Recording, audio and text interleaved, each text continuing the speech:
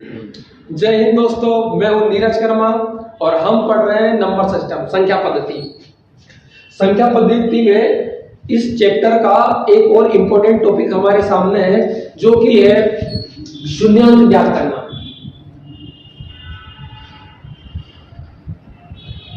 शून्यांकों की संख्या, शून्यांकों की संख्या। इसका मतलब होगा दोस्तों, जैसे हमारे सामने क्वेश्चन होता कि 255 गुणा 148 गुणा 498, इनमें बोल दिया जाता है कि शून्यांक कितने होंगे, मतलब इनका गुणा करने के बाद में जो हमें एक संख्या प्राप्त होगी, कोई से एक संख्या प्राप्त होगी, उसके लास्ट में कितने शून्य होंगे, ये 3 शून्य होंगे या 4 शून्य होंगे या 5 शून्य होंगे, उन्हें कहते हैं शून्यांक। तो अभी इन्हें हम बिना गुणा किए डायरेक्ट कैसे निकाल सकते हैं कि इसमें कितने शून्यांक होंगे। तो पहले दोस्तों हम देखते हैं इसके कुछ बेसिक रूल्स कि बेसिक रूल से क्या हो सकते हैं इसके लिए। तो फर्स्ट रूल ये होगा दोस्तों कि 5 का यदि किसी सम संख्या से गुणा किया जाए, सम से गुणा किया जाए का मीनिंग होगा यहाँ पर कि 5 को गुणा 2 से हो या 4 से या 6 से या 8 से, तो हमें क्या मिलेगा, शून्य प्राप्त होगा। सिर्फ 5 का गुणा 2 से करेंगे तो मिलेगा 10, जिसमें एक शून्य होगा। यदि 5 का गुणा 4 से करेंगे तो भी मिलेगा 20, जिसमें एक शून्य होगा। 5 गुणा 6 से करेंगे तो 30 मिलेगा, जिसमें एक शून्य होगा। और 5 का गुणा यदि 8 से करेंगे फिर भी हमें 40 मिलेगा, जिसमें एक शून्य होगा। वैसे यदि सेकंड रूल ये है कि यदि हम 5 का गुणा किसी विषम संख्या में करते हैं, किसी ओड नंबर में करते हैं, मतलब 1 में, 3 में, 5 में, 7 में या 9 में, तो 5 का गुणा यदि 1 में करेंगे तो भी हमें 5 मिलेगा। 5 गुणा 3 में करेंगे तो हमें संख्या मिलेगी 15, जिसमें 5 होगा। 5 का गुणा 5 में करेंगे तो मिलेगा आंसर 25, जिसमें 5 होगा। और 5 का गुणा 7 में करेंगे तो मिलेगा 35, जिसमें 5 होगा। और 5 का गुणा 9 से करेंगे फिर भी हमें मिलेगा 45, जिसमें हमें 5 मिलेगा। वैसे ही यदि 5 का गुणा सम और विषम दोनों संख्याओं के साथ में एक साथ किया जाए तो हमें क्या प्राप्त होगा, तो हमें फिर से वापस शून्य प्राप्त होगा। कैसे, मान लीजिए 5 का गुणा इस 4 से करें, यहाँ सम संख्या ले, और यहाँ पर विषम संख्या 3 ले लेते हैं। तो 5 का गुणा 4 से करेंगे तो मिलेगा 20 और गुणा में होगा 3। 20 का गुणा 3 से करेंगे तो मिलेगा 60, जिसमें एक शून्य होगा। ऐसे भी बोला जा सकता है कि 5 का गुणा सम से करेंगे तो हमें एक शून्य मिलेगा, और उस शून्य का गुणा यदि विषम से भी करेंगे फिर भी हमें शून्य ही प्राप्त होगा, क्योंकि दोस्तों शून्य के साथ में एक पावर है कि वो जिसके साथ में गुणा होता है उसे शून्य बनाता है। इसलिए 5 का गुणा सम और विषम दोनों के साथ में करेंगे तो हमें शून्य मिलेगा। बस ये 3 रूल के साथ में हम किसी भी संख्या का किसी भी क्वेश्चन से अपन शून्यांक फाइंड आउट कर सकते हैं।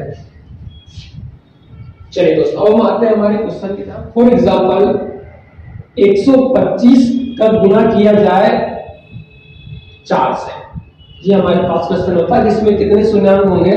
तो हमें 5 के टुकड़े करने, 125 को टुकड़े करने होंगे 5-5 के रूप में। तो 125 के गुणनखंड क्या होंगे, 5 गुणा 5 गुणा 5। ये 5 गुणा 5 25, और 25 से गुणा 5 से करेंगे तो 125। गुणा में ये 4 के भी गुणनखंड करेंगे तो 4 को लिख सकते हैं हम 2 गुणा 2। अब देखो दोस्तों, सम का गुणा 5 से होता है तो शून्य मिलता है, तो यहाँ 5 का गुणा इस 2 से होगा तो हमें 1 0 मिलेगा। और इस 5 का गुणा इस 2 से होगा तो फिर से हमें 1 0 मिलेगा। अब इस 5 के साथ गुणा होने के लिए कोई सम संख्या नहीं है, इसलिए यहाँ से हमें शून्य प्राप्त नहीं होगा। तो इस क्वेश्चन में हमें दोस्तों 2 शून्य प्राप्त हुए हैं। इस क्वेश्चन में हमें 2 शून्य मिले। यदि हम दूसरा एग्जांपल देखें, 48 गुणा 50 गुणा 25, इस क्वेश्चन में जब पूछा जाए में कितने शून्यांक होंगे,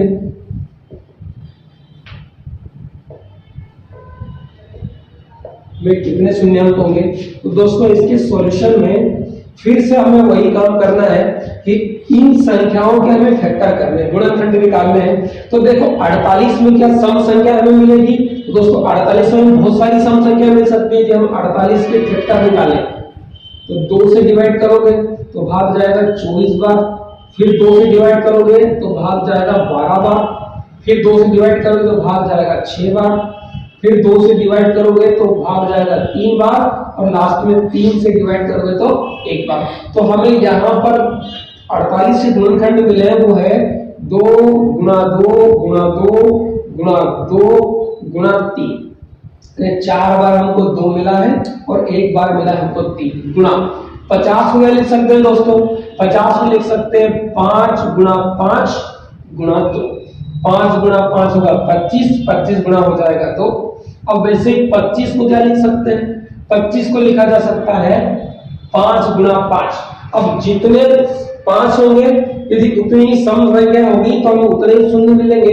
कभी कभी ऐसा होगा कि या तो 5 हमें ज्यादा मिल जाएंगे या फिर हमको सम संख्या ज्यादा मिल जाएगी, तो जो भी कम से कम होता है उतने शून्यांक हमें मिलते हैं। अब देखिए दोस्तों 5 कितने हैं हमारे पास, 1 2 3 4, तो 5 मिले हमको 4 बार। क्या हमारे पास में 4 सम संख्याएं हैं, 1 2 3 4 और 5 सम संख्या हमारे पास ज्यादा हो गई, तो मिनिमम जितने 5 होंगे सम हो वही हमारा होता है आंसर।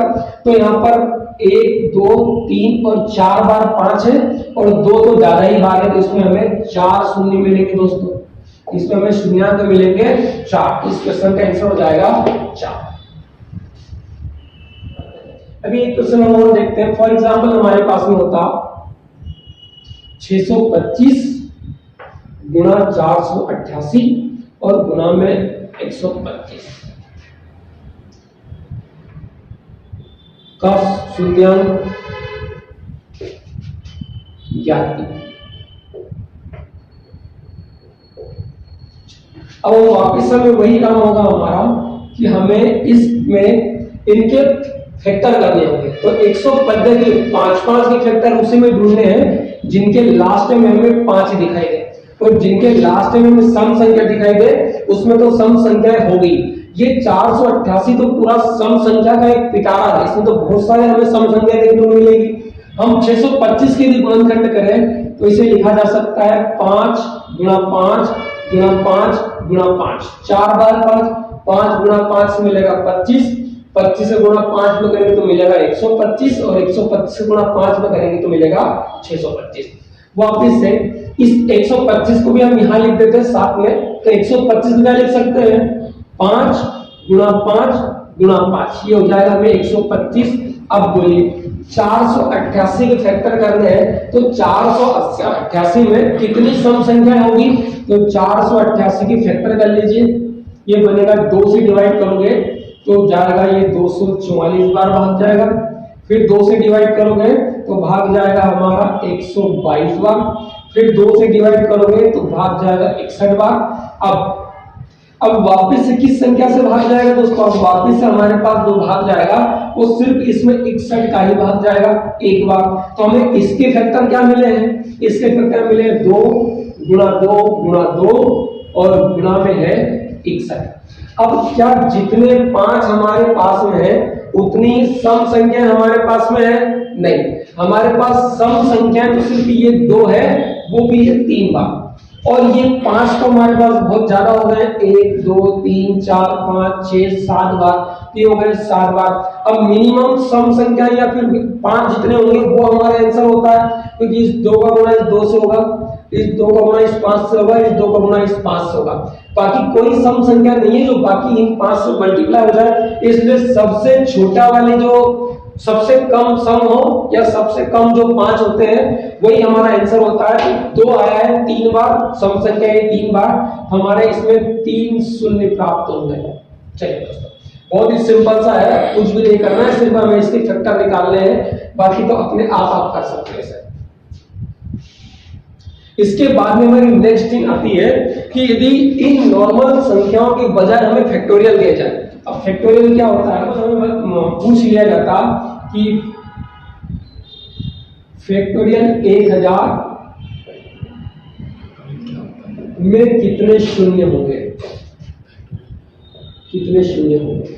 अब देखिए फैक्टोरियल का मतलब क्या होता है, फॉर एग्जांपल हम ऐसे लिखते हैं कि फैक्टोरियल 5, इसका मतलब होता कि 5 का गुणा हमें 1 तक करते जाना है। 5 गुणा 4 गुणा 3 गुणा 2 गुणा 1, जिस भी संख्या को फैक्टोरियल निकालना उसको वहां से 1 तक गुणा करते हुए जाना। इसे यहाँ पर हमारे पास लिखा है फैक्टोरियल 1000, तो फैक्टोरियल 1000 का मतलब निकलेगा 1000 गुणा 999 गुणा 998 गुणा 997 से आगे एक एक कम करते हुए गुणा करते हुए हमें जाना है 1 तक। अब दोस्तों इतना बड़ा मल्टीप्लाई तो हम नहीं कर सकते हैं, इसमें शून्यांक निकालने का एक तरीका ये होगा कि इस फैक्टोरियल वाला नंबर में हम इस फैक्टोरियल वाला नंबर लेंगे, तो फैक्टोरियल वाला नंबर है 1000, इसको हमें डिवाइड करते जाना है 5 से, जितनी बार पूरा पूरा भाग जाए सिर्फ उसी को हमें यहाँ पर लिखना है। तो 5 से भाग जाएगा,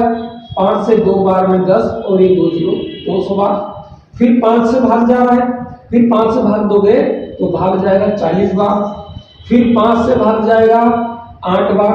अब 5 का भाग 8 में पूरा पूरा नहीं जाता है, लेकिन एक बार तो जाएगा, तो 5 से 8 में भाग जाएगा एक बार।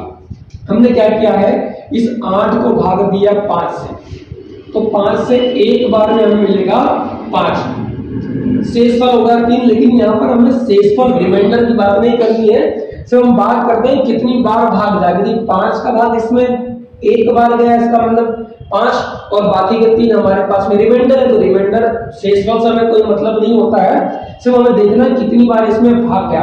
अब यहाँ से यहाँ तक के जितने नंबर होंगे इनको यदि आप ऐड कर देते हो, जोड़ देते हो, तो उतने ही शून्याङ्क हमें मिलेंगे। तो इसमें आपको शून्याङ्क मिलेंगे, ये नंबर है 200 प्लस ये नंबर है 40 प्लस ये नंबर है 8 और प्लस ये है 1। तो इनको ऐड कर दो, कितना हो जाएगा दोस्तों, 200 प्लस 40 प्लस 8 248 और 1 249। तो हमारा आंसर हो जाएगा 249। इसमें शून्य आपको देखने को मिलेंगे, तो इसमें शून्य होंगे 249। नेक्स्ट क्वेश्चन देखते हैं कि हमारे पास कुछ और फैक्टोरियल होता, यदि हमारे पास फैक्टोरियल होता, सपोज कीजिए 450 होता, 450 फैक्टोरियल होता और इसमें हमें शून्य निकालना होता, तो फिर से वही वाली प्रोसेस करते हैं हम। वापिस से हम 450 को 5 से डिवाइड करते हुए यानी 5 के फैक्टोरियल निकालते जाएंगे। तो इसमें 5 से भाग दोगे तो 9 बार और ये 0 90 बार का आ जाएगा। फिर 5 से भाग दोगे तो 18 बार भाग जाएगा। फिर 5 से भाग दोगे तो 3 बार जाएगा। देखो 18 को 5 से सिर्फ डिवाइड करना है, 3 बार में हमें मिलेगा 15 और 3 लास्ट का बच जाएगा, जिससे हमें कोई मतलब नहीं होगा। तो हमें सिर्फ देखना है कितनी बार भाग गया। अब बस ये यहाँ से यहाँ तक की संख्याओं को हम ऐड कर देंगे। तो यहाँ पर 90 प्लस 18 और प्लस के 3, तो ऐड कर दो। 90 प्लस 18 108 और 3 और ऐड होगा तो हो जाएगा 111। तो इसमें 111 शून्य आपको दिखाई देंगे यदि आप मल्टीप्लाई करते हुए जाओगे आगे, तो एक बड़ी सी संख्या मिलेगी जिसमें 111 तो शून्य ही होंगे और बाकी दूसरे नंबर से मिलेंगे वो अलग से। ठीक है दोस्तों, चलिए उम्मीद करता हूं कि शून्याङ्क को आपको अच्छे समझ में आया होगा। फैक्टोरियल के शून्याङ्क में हमें इसके नीचे वाली संख्याओं को ऐड करना, जितनी भी बार भाग जाता। चलिए इसके बाद में इसी टॉपिक में एक और इंटरेस्टिंग चीज आती है जो कि होती है गुणनखंड निकालना। नेक्स्ट थिंग हमारे पास में आती है गुणनखंड निकालना, फैक्टर निकालना।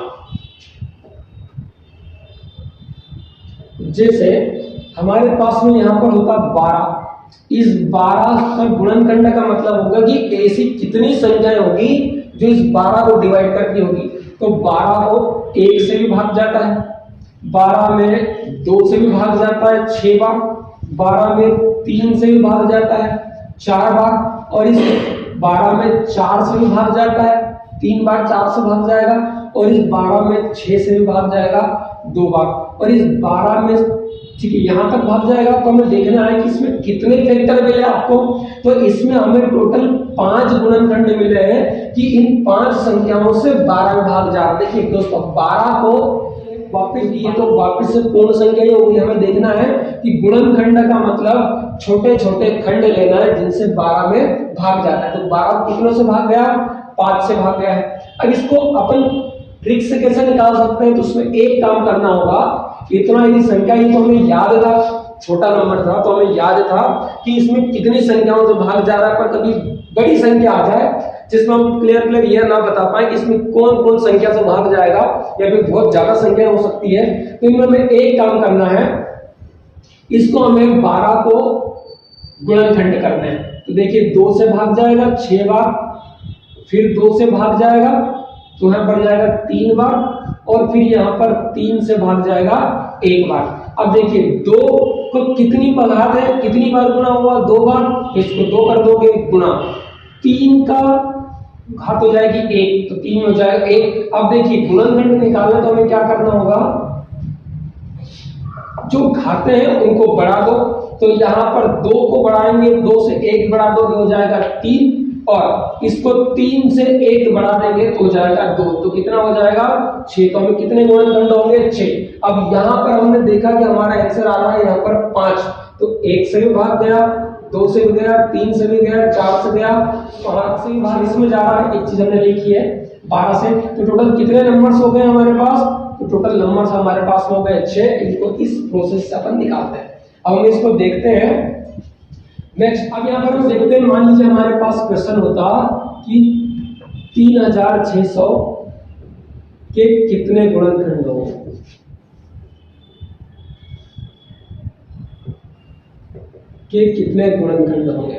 अब 3600 के कितने गुणनखंड होंगे, इसमें सिंपल सा हमें एक काम करना है कि 3600 के हमें गुणनखंड निकालने, फैक्टर निकालने। तो 3600 के फैक्टर निकालिए, 2 से डिवाइड करोगे तो भाग जाएगा 1800 बार, फिर 2 से भाग दोगे तो जाएगा 900 बार, फिर 2 से भाग दोगे तो जाएगा 450 बार, फिर 2 से भाग दोगे तो भाग जाएगा 225 बार। अब यहाँ पर 2 का भाग नहीं जाएगा, अब 3 का भाग जाएगा, तो 3 से भाग दोगे तो 7 बार में पड़ेगा 21, और 1 बचा, फिर आया 5, तो 5 बार में हो जाएगा 15। फिर 3 से भाग दोगे तो कितनी बार जाएगा 25 बार, फिर 3 से नहीं जाएगा भाग, अब 5 से भाग जाएगा, तो 5 से जाएगा 5 बार, और फिर 5 से भाग जाएगा 1 बार। तो हमें यहाँ पर ये गुणनखंड मिले, पावर के रूप में लिखेंगे, इनको अपन घात के रूप में लिखेंगे। तो 2 की कितनी घात लिखोगे, कितनी बार गुणा हुआ है, 1 2 3 4 बार, 2 का 4 बार गुणा हुआ तो 2 की घात कर देंगे 4 इंटू 3 का 2 बार गुणा हुआ है तो 3 के हम स्क्वायर कर देंगे, घात 2 लिख देंगे, और 5 का गुणा भी हुआ है 2 बार, 5 का गुणा हुआ 2 बार, तो इसलिए 5 का भी स्क्वायर लिखेंगे। अब हमारे गुणनखंड कितने होंगे, तो हम क्या करेंगे, जितनी भी घातें हैं उनको एक एक बढ़ा दो। तो 4 की घात, तो ये 2 की घात 4 है, तो 4 को अपन लिख देंगे 5, यहाँ 2 है तो 2 को बढ़ाकर लिख देंगे 3, और यहाँ भी 2 है तो 2 को बढ़ाकर लिख दोगे 3। अब इनका बस मल्टीप्लाई कर दो, उतने ही गुणनखंड मिलेंगे। 5 से 3 बार 15, और 15 से 3 बार में होता है 45। तो इसमें 45 गुणनखंड होंगे, मतलब ऐसी संख्या 45 होगी जो इस 3600 को भाग देती होगी। अब आप सोच रहे होंगे कि ये ऐसा क्यों करा कि इनको एक एक बढ़ा दिया गया, ये क्यों किया हमने, तो ये इसलिए किया है दोस्तों कि फैक्टोरियल की तरह काम करता है। इसको हम साइड में देखते हैं कि 2 की घात 4 का मतलब इसको हम 2 को इसे लिखेंगे, तो हम लिखेंगे 2 की घात 0 गुणा 2 की घात 1 गुणा 2 की घात 2 गुणा 2 की घात 3 गुणा 2 की घात 4। वैसे ही अब दूसरा फैक्टोरियल यहाँ पर लोगे 3 का स्क्वायर है, तो इसको फैक्टोरियल की तरह सोल्व करोगे तो इसको अपन लिखोगे 3 की घात 0 गुणा 3 की घात 1 गुणा 3 की घात 2। वापिस से नेक्स्ट हमारे पास में 5 का स्क्वायर है, तो फिर से लिखोगे 5 की घात 0 5 की घात 1 और 5 की घात हमारे पास में हो जाएगा 2, 5 की घात हो जाएगा 2। अब इससे देखोगे आप कि हम किसी फैक्टोरियल को क्या करते थे, यदि हमारे पास फैक्टोरियल हमने लिया था 5, फैक्टोरियल लिया 5, इसको क्या करते हैं 5 गुणा 4 गुणा 3 गुणा 2 गुणा 1। तो ये लास्ट में 1 क्या है, तो ये लास्ट वाला 1 यही है 5 की घात 0। तो ये किसी भी संख्या की घात शून्य कर दी जाए तो उसका मान हो जाता है 1। इसलिए फैक्टोरियल को सोल्व करते वक्त जिसका फैक्टोरियल बना रहे हैं उसे घातों में लिखेंगे तो 5 की घात 0 से लिखने की शुरुआत करते हैं। अब आप गिन पाओगे कि 4 घात थी और यहाँ पर संख्याएं कितनी मिली 1 2 3 4 5, इसलिए हमने 1 बढ़ा दिया। 3 का स्क्वायर था 2 बार गुणा हुआ, लेकिन फैक्टोरियल बनाया तो घात 0 घात 1 और घात 2, तो कितने पद मिले 1 2 और 3, इसलिए यहाँ पे 3 पद। यहाँ पर भी 2 घात थी तो 2 घात 1 घात और 0 घात, मतलब 1 लास्ट वाला, तो 1 2 और 3 पद मिले, इसलिए हम एक एक बढ़ा देते हैं, इसको एज अ फैक्टोरियल सोल्व करते हैं। हमें इसमें आंसर मिलेगा कि इसके 45 संख्याएं होंगी जो इस 3600 को भाग दें। 2250 कि कितने गुणनखंड होंगे, तो फिर से वही वाले प्रोसेस यूज करेंगे। 2250 के हम गुणनखंड बनाएंगे, तो 2250 को 2 से भाग दो, क्योंकि लास्ट में शून्य है तो 2 से भाग जाएगा, तो भाग दोगे आप तो वहां पर हो जाएगा 1125। फिर देखिए दोस्तों, क्या यहाँ पर 2 का भाग जाएगा, तो अब यहाँ पर 2 का भाग नहीं जाएगा, क्या 3 का भाग जाएगा?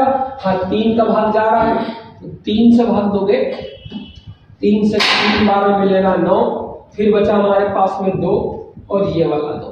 अब 3 से 7 बार में हो जाएगा 21, फिर 1 बचेगा, फिर यहाँ से आएगा 5, 3 से 5 बार। क्या वापिस से 3 से भाग जा रहा है? फिर से 3 से भाग जा रहा है, नीचे भाग, 3 से 1 बार, 7 में 2 बार में हो जाएगा 6, 1 बचेगा, फिर 5, फिर 3 से 5 बार वापिस से। अब क्या 3 से भाग जाएगा? नहीं जाएगा, अब जाएगा भाग 5 से, तो 5 से 25 बार में 125, 25 बार भाग जाएगा, फिर 5 से 25 में 5 बार और फिर 5 से 1 बार। तो हमें यहाँ पर देखिए 2 कितनी बार आया है? 1 ही बार आया है, तो यहाँ पर 2 की घात हो जाएगी 1 गुना 3 आया है 2 बार, तो यहाँ पर 3 की घात कर देंगे 2। 5 आया है 3 बार, तो यहाँ पर 5 की घात कर देंगे 3। अब हमारी ट्रिक क्या है कि जितनी भी घातें होती हैं उनको एक एक बढ़ा देते हो, तो यहाँ 2 की 1 घात, 1 को लिख देंगे 2, यहाँ 2 है तो इस 2 को बढ़ाकर लिख देंगे 3, और यहाँ 3 है इसको बढ़ाकर लिख देंगे 4। अब इनका मल्टीप्लाई कर लीजिए, तो 3 से 2 बार में हो जाएगा 6 और 6 से 4 बार में हो जाएगा 24। तो इसमें आपको 24 संख्या मिलेगी, मतलब गुणनखंड 24 होंगे इस 2250 के। चलिए दोस्तों, समझ में आ रहा होगा आपको, सिंपल सा कुछ नहीं, गुणनखंड निकालने हैं, उनको घातों के रूप में शो करना है, और गुणनखंड क्या होता है, इनकी घातों को एक एक बढ़ा देते हैं। अभी हमने देखा था लास्ट क्वेश्चन में कि एक बढ़ाते इसलिए है क्योंकि हम उसको एज अ फैक्टोरियल सोल्व करते हैं, तो यहाँ पर एक एक बढ़ाया, आंसर आया 24, तो हमारा आंसर होगा 24 गुणनखंड होंगे। इसके गुणनखंडों की संख्या कहती है।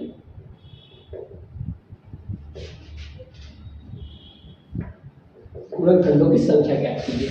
अब इस क्वेश्चन को यदि हम सोल्व करेंगे तो फिर से वही प्रोसेस 360 के हम गुणनखंड करेंगे। तो 2 से भाग दोगे तो 180 बार, फिर 2 से भाग दोगे 90 बार, फिर 2 से भाग दोगे तो 45 बार, अब 3 से भाग जाएगा 15 बार, फिर 3 से भाग जाएगा 5 बार, फिर 5 से भाग जाएगा 1 बार। अब 2 का कितनी बार गुणा हुआ है? 3 बार 2 आया है, तो 2 की घात कर देंगे हम 3 गुणा 3 2 बार आया है, तो 3 की घात हम कर देंगे 2, और 5 1 बार आया है तो 5 की घात हम कर देंगे 1। अब गुणनखंडों के लिए क्या करते हैं, घातों को एक एक बढ़ा देते हैं। 3 घात है तो 3 से हो जाएगा ये 4, यहाँ 2 घात है 2 से हो जाएगा 3, और यहाँ 1 घात है तो ये हो जाएगा 2। कर दीजिए मल्टीप्लाई, 4 से 3 बार 12, और 12 गुणा 2 हो जाएगा 24। तो ऐसी 24 संख्याएं होगी, या फिर यूं बोले कि इसमें 24 गुणनखंड होंगे 360 में। चलिए दोस्तों, अभी हमने आज पढ़ा है शून्यांक निकालना, यानी किसी संख्या के गुणनफल में या किसी संख्या में कितने शून्य होंगे, और दूसरा हमने इसमें देखा कि गुणनखंड निकालना, यानी किस संख्या में कितने गुणनखंड होंगे। अब इसका एक और टाइप होता है गुणनखंड निकालने वाला। अब हमसे गुणनखंडों की संख्या ना पूछकर हमसे पूछा जाएगा कि गुणनखंडों का योग ज्ञात कीजिए। गुणनखंड जो होंगे उनका योग निकालो, जैसे ये 24 गुणनखंड होंगे, जो 24 संख्या निकलेगी उन 24 संख्याओं को जोड़ेंगे तो कितना मिलेगा, तो उसको हम देखते हैं दोस्तों कल। अभी तक यदि आपने हमारा चैनल सब्सक्राइब नहीं किया है तो चैनल को सब्सक्राइब कीजिए, लाइक कीजिए और अधिक से अधिक शेयर कीजिए कि आगे भी हम आपको ऐसी ही सेवाएं प्रोवाइड कराते चले। हम इस चैनल पर संपूर्ण मैथ्स पढ़ेंगे जो हर किसी भी एग्जाम में आता हो, चाहे आपका बैंकिंग हो, चाहे व्याकरण हो, चाहे एसएससी हो, चाहे रेलवे हो, इन सब में आने वाले प्रश्नों को हम इसमें पढ़ेंगे। तो आप इसको अधिक से अधिक शेयर कीजिए। ओके दोस्तों, बाकी पढ़ते हैं अपन कल। ओके, थैंक यू, जय हिंद।